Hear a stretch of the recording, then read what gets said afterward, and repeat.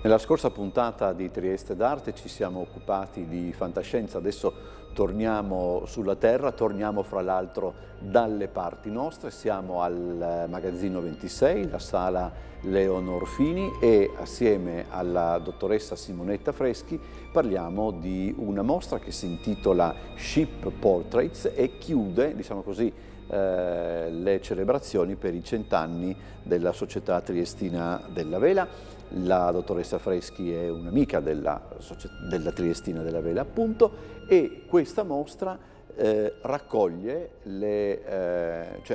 per meglio dire, presenta la raccolta di Carlo Sciarelli. Spieghi lei meglio, così inquadriamo alla perfezione dove ci troviamo e per quale ragione.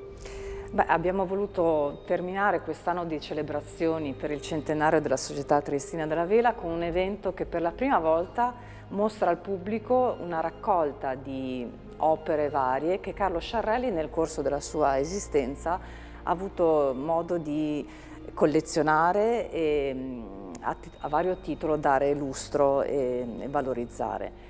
In questo caso abbiamo una quadreria di rilievo che riguarda appunto i ship portraits, per cui la pittura di marina, oltre che dei modellini e degli mezzi scafi che andavano a decorare lo studio di Carlo Sciarelli.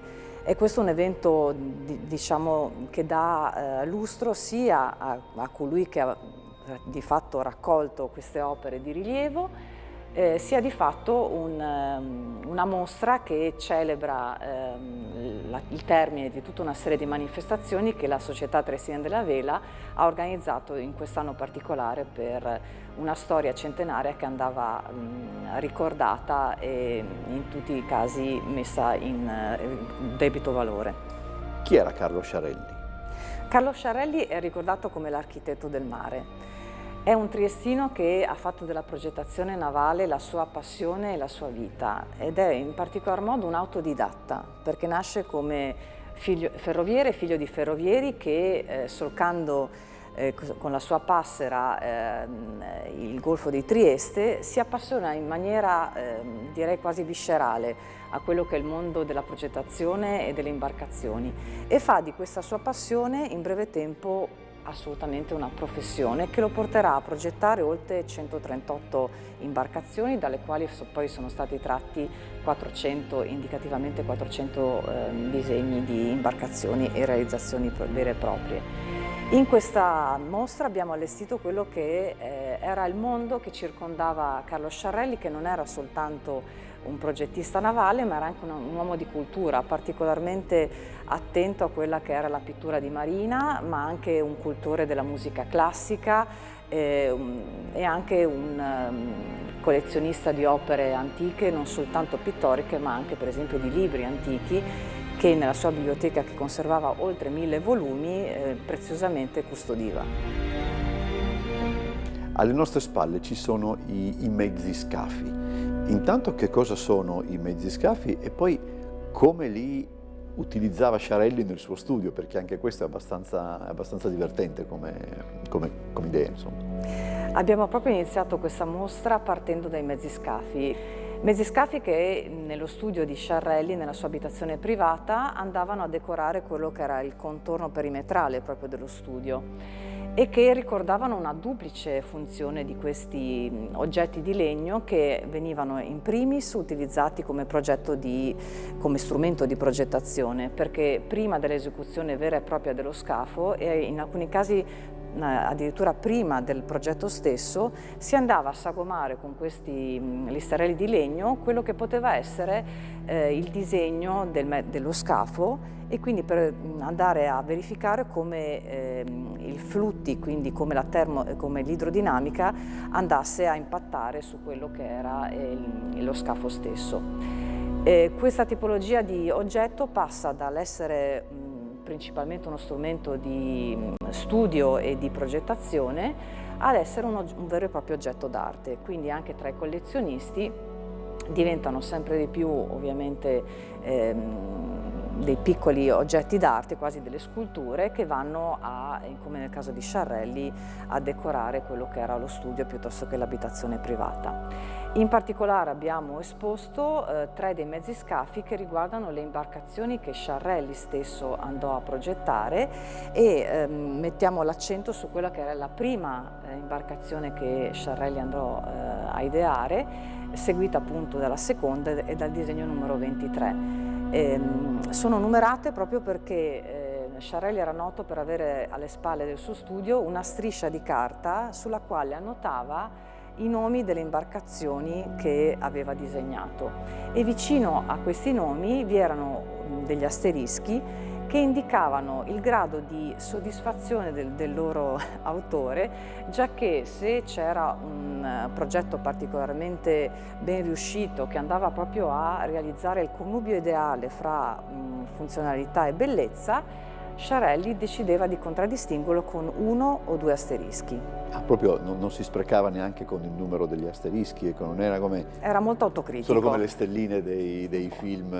No, assolutamente no. Beh, diciamo che questo denota uno dei, diciamo, dei caratteri di una personalità molto forte e anche particolarmente attenta ad una ricerca della perfezione che andrà a inseguire lungo tutta la sua carriera. Non le ho chiesto prima, si può individuare uno stile, si possono individuare delle caratteristiche personali nelle progettazioni di Sciarrelli? Assolutamente sì, nel senso che Sciarrelli ideò una sua tipologia di scafo che andrà in realtà a replicare lungo tutto l'arco della sua progettazione navale, ed è un po' il suo marchio di fabbrica, che in realtà lo renderà noto nell'ambito anche accademico, tanto che nel 2003 verrà insignito della laurea ad honorem in architettura presso l'Università appunto di Venezia. E questo è un riconoscimento che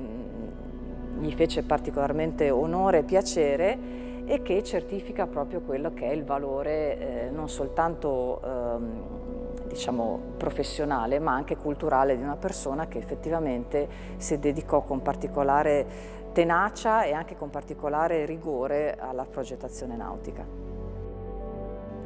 Occupiamoci adesso degli ship portraits. Prima però ricordiamo come questi quadri sono arrivati fino a noi, insomma. Sì, nel 2019 un collezionista privato ha acquistato quello che è tutto il patrimonio che verrete qua esposto, che era stato messo all'asta e che quindi rischiava anche la dispersione. Quindi abbiamo la fortuna di aver conservato e mantenuto a Trieste una collezione che, oltre ad avere un suo valore artistico, rende merito anche di una personalità, di un tressino illustre che rischiava di andare dispersa. Allora, che cosa sono gli ship portraits in generale, insomma? Sono dei quadri che ritraggono appunto delle imbarcazioni, e la pittura di marina in realtà ha un'origine piuttosto lontana nel tempo, perché parliamo già del 1500-1600.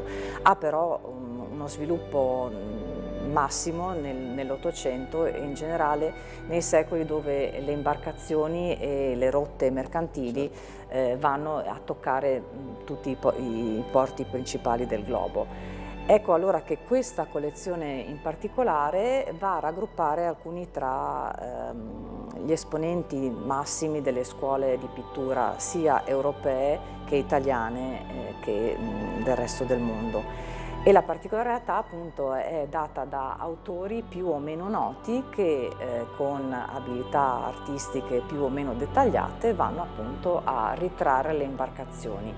Parliamo quindi di uomini di mare che per esempio erano anche impiegati sui vascelli stessi, per cui anche cuochi o mozzi che avevano una qualche propensione per la pittura andavano appunto a ritrarre le imbarcazioni. Ci sono poi invece i pittori su committenza, perché non di rado i capitani delle navi piuttosto che le famiglie mercantili andavano a richiedere un'immagine del vascello che era stato varato, oppure un'immagine dell'imbarcazione in alcune fasi, per esempio, della lavorazione. Ci sono poi gli ex voto, che sono un altro dei settori dove la pittura di marina va in un primo tempo in una maniera molto naif a ritrarre le imbarcazioni. Quindi in caso di disgrazia in mare i marinai decidevano con queste piccole tavolette oppure con queste piccole tele di andare a ringraziare la Madonna per la grazia ricevuta. Come avete suddiviso, diciamo così, il materiale presente nella mostra? Abbiamo deciso di dividere questa quadreria per scuole di pittura, quindi abbiamo iniziato con diciamo, le scuole di matrice europea, anche perché in Europa, in particolar modo in Inghilterra e in Olanda, si ritrova la culla della pittura di marina. Siamo poi passati ai pittori che nei principali porti del mondo vanno a sviluppare questo tipo di arte, per poi concentrarci sugli italiani che con grande lustro, ma anche declinando in maniera particolare questo tipo di pittura, hanno illustrato le imbarcazioni. E terminiamo con una sezione dedicata ai triestini per valorizzare appieno quello che sono i marinisti della nostra città. Il ritratto del brigantino a palo Guglielmo è una piccola chicca, no, dottoressa?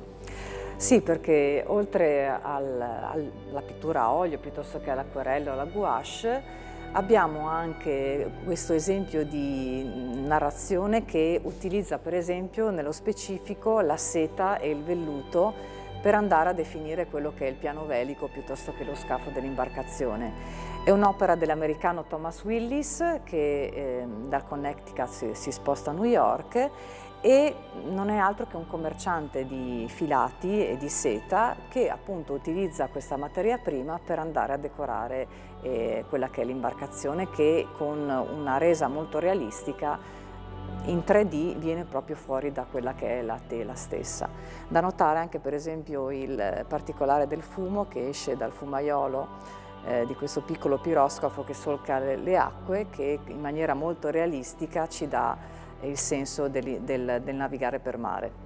Rispetto a quello che dicevamo prima, no? È come se ci fossero due, all'interno della suddivisione che voi avete fatto, si potrebbe fare anche un'altra suddivisione, nel senso che ci sono alcuni di questi ritratti che ritraggono esclusivamente l'imbarcazione, non c'è altro, forse il mare più o meno agitato, eccetera.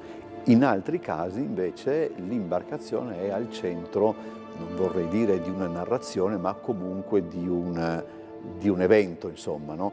Ed è curiosa questa doppia interpretazione, se vogliamo, questo ulteriore filone, perché come diceva lei, in alcuni casi il ritratto serve anche a mostrare esclusivamente l'imbarcazione per scopi, possiamo dire, forse anche pubblicitari. In altri casi invece il discorso è più narrativo, se vogliamo. Ma in questo abbiamo anche la differente abilità pittorica di chi ha eseguito questi ritratti, nel senso che anche rendere quello che era il panorama circostante crea un'ulteriore complessità a livello proprio di resa pittorica, e quindi soltanto le scuole più importanti erano in grado di integrare quello che poteva essere il landscape e l'orizzonte con il disegno dell'imbarcazione stessa. La pittura di marina può sembrare in qualche modo naif e quasi un'arte minore, in realtà la resa dell'imbarcazione nella complessità di un paesaggio completo non è cosa da poco, e quindi anche per esempio la nave in tempesta è assolutamente un soggetto che solo pochi riuscivano a rendere in maniera realistica e coerente. In alcuni casi è vero, questi dipinti sono piuttosto statici proprio perché quello è il loro scopo. Esatto, anche, assolutamente. Gli autori che invece danno uno spessore diverso all'opera arricchiscono la tela con dei particolari come possono essere per esempio i membri dell'equipaggio che vengono ritratti a bordo del veliero. Sono tante piccole declinazioni di uno stesso soggetto con abilità più o meno raffinate. Nel settore dedicato agli italiani troviamo anche un ex voto come di quelli che descrivevamo prima, e tra l'altro c'è un particolare che riguarda anche l'autore, no? Che non amava molto gli ex voto. No, questo è l'unico ex voto che fa parte di questa raccolta che abbiamo esposto ed è eseguito da Domenico Gavarrone, un genovese già apprezzato come marinista, che mal si piegava in realtà a questo tipo di decorazione perché veniva considerata un po' meno professionale e quasi naif, proprio perché i marinai commissionavano questo tipo di dipinti e non erano particolarmente interessati al dettaglio tecnico del sistema velico piuttosto che a come i flutti del mare in tempesta andavano a collidere con lo scafo. Quel che interessava ovviamente al committente era la descrizione dell'evento drammatico, come in questo caso appunto viene dettagliato, e che la narrazione fosse evidente e realistica. Domenico Gavarrone in questo senso si dedica agli ex voto semplicemente per guadagnare in qualche modo la propria esistenza, mentre un altro genovese che fa degli ex voto la cifra della sua pittura di marina invece è Angelo Arpe, che in questo caso non presenta in questa raccolta un ex voto, ma che era solito nei suoi dipinti di questo tipo andare a rifigurare la Madonna in maniera molto realistica e anche sempre diversa, mentre in Gavarrone c'è una stereotipata figura divina che viene sempre relegata in una parte minore del dipinto, ma che costituisce proprio la sua firma, esplicita o meno. Gli italiani, per quanto riguarda gli ship portraits, c'è una caratteristica appunto che li accomuna? Ma ci sono anche, per quanto riguarda l'Italia, delle vere e proprie famiglie di marinisti, come abbiamo avuto per esempio nel caso dei francesi Roux a Marsiglia. In Italia abbiamo per esempio la famiglia Luzzo o i Renon, e sono tutti pittori appunto che si tramandano da padre in figlio oppure da fratello a fratello quella che è una tecnica pittorica che viene affinata e magari declinata con più minore o maggiore maestria, insomma. Però anche in Italia ci sono delle famiglie che si dedicano a questo tipo di pittura con esiti diversi e anche con stili diversi. Nel settore dedicato ai triestini troviamo questo bellissimo dipinto di Paolo Clodici, molto, molto piccolo, che sembra quasi Flumiani per certi aspetti. Se il colore fosse, se ci fosse più sole potremmo addirittura confonderli.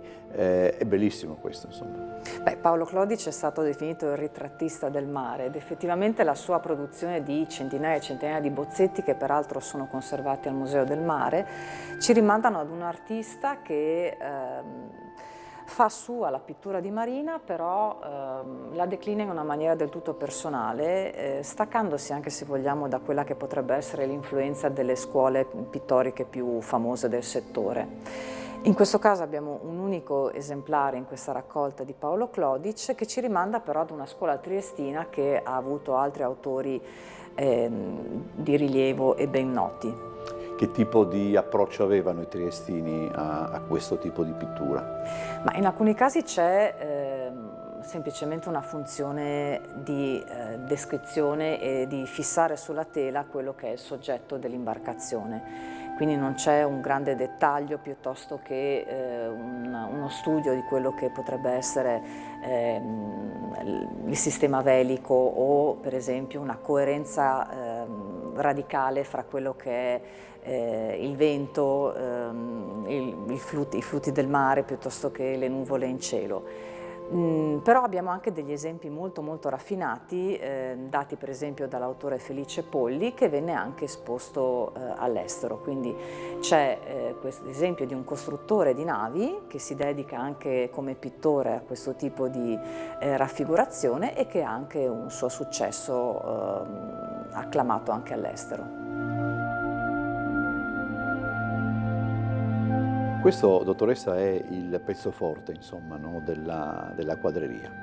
Si tratta infatti della battaglia di Lissa di Basi Ivankovic, l'unico pezzo che in questa raccolta descrive su tela una battaglia navale, e per la sua bellezza e per i suoi dettagli è assolutamente uno tra i pezzi di maggior rilievo di questa esposizione, oltre alla cifra pittorica di Basi Ivankovic, che come capitano di marina si distinguerà anche come pittore marinista per la sua abilità artistica indubbia. E in questo evento storico, che alla fine dettaglia un momento cruciale di quella che è anche la storia della nostra città, per esempio, va a mettere su tela quella che è una battaglia tra corazzate che segnerà in qualche modo un evento cruciale per quanto riguarda questo tipo di battaglie.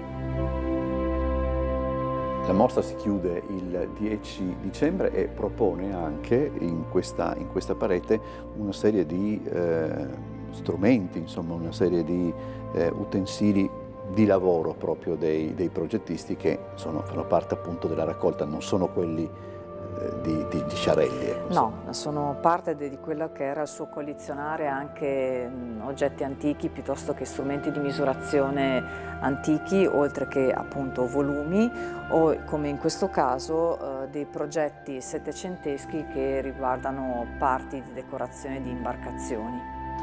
C'è un video? C'è un video, appunto, la RAI ci ha permesso di proiettare il documentario che si intitola La barca di Dio, che è stato realizzato da Gianni Lepre nel 1985 e che ci permette di ascoltare dalla voce stessa di Carlo Sciarelli quella che è la sua filosofia sia come progettista che come uomo e come approccio al mare.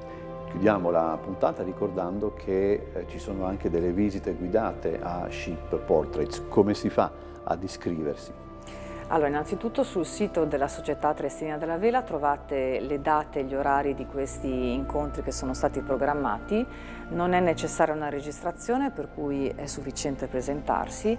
Se ci fossero delle necessità particolari per delle visite guidate su appuntamento, è consentito mandare una mail, sempre all'indirizzo che trovate sul sito, e provvederemo a organizzare un appuntamento ad hoc. Grazie alla dottoressa Freschi per essere stata con noi. L'appuntamento con Trieste d'Arte è per la prossima settimana.